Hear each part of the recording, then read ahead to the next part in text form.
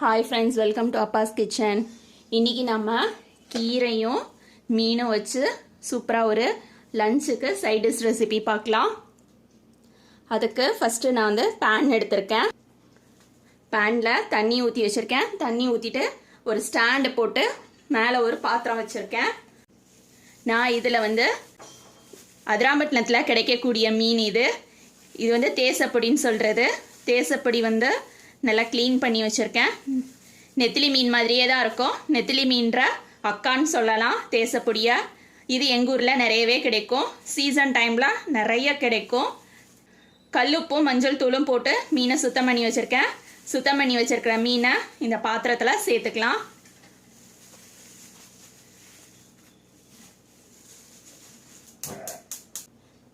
தேசப்பொடி மீன் வந்து சீக்கிரமாக வெந்துடும்.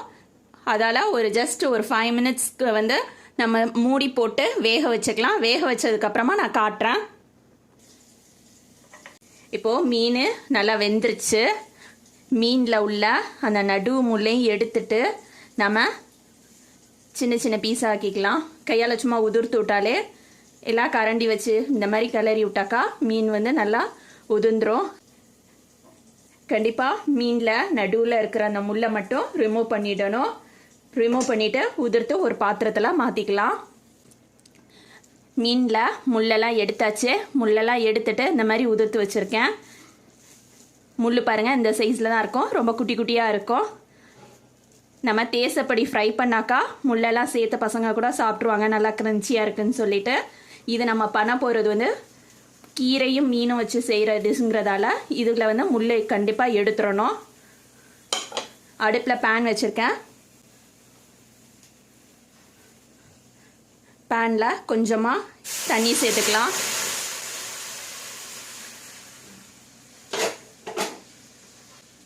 ஒரு வெங்காயம் சேர்த்துக்கலாம்.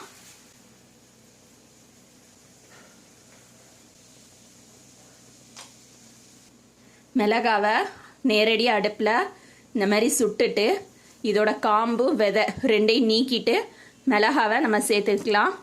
ஏற்கனவே நான் சேர்த்துருக்கேன் பாருங்கள். இந்த மாதிரி ஒரு மிளகா சேர்த்துக்கிறேன்.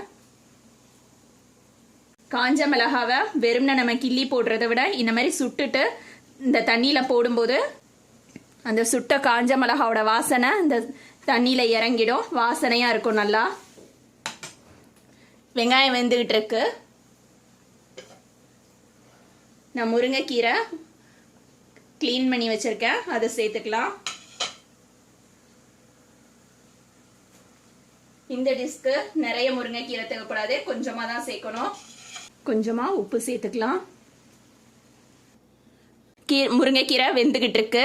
வெந்துக்கிட்டு இருக்கும்போது இந்த மாதிரி அரிசியை வந்து வறுத்துட்டு வெறும் கடாயில் போட்டு வறுத்துட்டு இந்த மாதிரி பவுட்ரு பண்ணி வச்சுருக்கேன். நல்லா நைஸாக பவுட்ராக இருக்கணும். இதை சேர்த்துக்கலாம். அடுப்பு வந்து நம்ம சிம்மில் வச்சுட்டு தான் இந்த அரிசி வறுத்ததை பவுட்ரை சேர்க்கணும், இல்லைன்னா கட்டி விழுந்துடும்.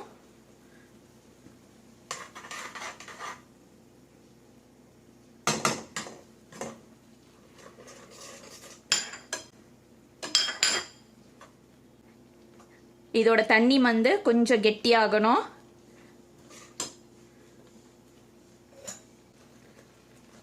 நம்ம தூவன மாவு கட்டி எதுவும் விழாமல் வெந்துருச்சு பாருங்க. இந்த ஸ்டேஜில் நாம் ரெடி பண்ணி வச்சிருக்கிற வேக வச்ச மீனை சேர்த்துக்கலாம். அது கூடவே நான் வந்து தேங்காய் துருவி வச்சிருக்கேன், அதையும் சேர்த்துக்கிறேன்.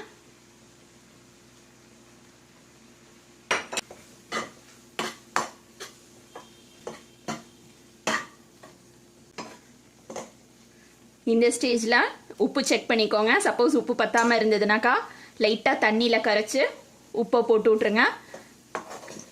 உப்பு போட்டு விட்டு நல்லா கிளறி விட்டாக்கா கரெக்டாகிடும்.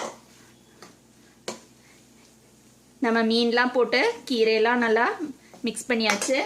ஒரு 2 நிமிஷம் மூடி போட்டு வேக வச்சு எடுத்துட்டாக்கா ரெடி ஆகிடும். நம்மளோட டிஷ் ரெடி ஆயிடுச்சு. இதை ஒரு சர்விங் பவுலுக்கு மாற்றிடுறேன். சூடான சாதத்தில் இதை போட்டு கொஞ்சமாக மீன் குழம்பு ஊற்றி சாப்பிட்டு பாருங்கள். டேஸ்ட் அல்டிமேட்டாக இருக்கும். இப்போ நம்மளோட டிஷ் ரெடி ஆயிடுச்சு. உங்களுக்கு தேசப்பொடி கிடைக்கல அப்படின்னாக்கா அதுக்கு பதிலாக நீங்கள் வேற எந்த மீனில் வேணாலும் செய்யலாம். நீங்களும் கண்டிப்பாக உங்கள் வீட்டில் ட்ரை பண்ணி பாருங்கள்.